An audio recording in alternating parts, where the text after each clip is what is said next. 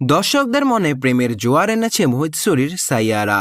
Cinema হলে গিয়ে আবেগে তাড়িত হয়ে পড়েছেন তরুণ প্রজন্ম। কেউ মনের চাপা কষ্ট জানান দিচ্ছেন চোখের জলে, কেউ বা প্রিয় মানুষটিকে রেখেছে আলিঙ্গনে।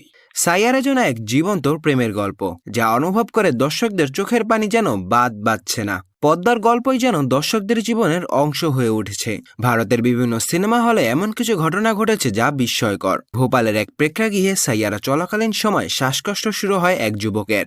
এক নারী সিনেমা হলেই অজ্ঞান হয়ে পড়েন। আরেকদিকে সিনেমাটি দেখার সময় চিৎকার শুরু করেন আরেক যুবক। স্ক্রিনের সামনে দাঁড়িয়ে নিজেই নিজের বুকে আঘাত করতে শুরু করেন।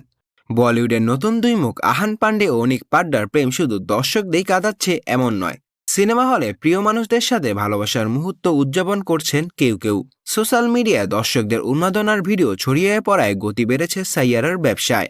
অনেকেই মনে করছেন ভিডিওগুলো একেবারেই প্রচারের অংশ। চলতি বছরের সর্বোচ্চ আয়ের প্রেম কেন্দ্রিক সিনেমা সাইয়ারা। অল্প সময় বক্স অফিসে দাপট দেখিয়েছেন এই সিনেমাটি। সিনেপ্রেমীরা বলছে বলিউডের নতুন ইতিহাস লিখছে সাইয়ারা।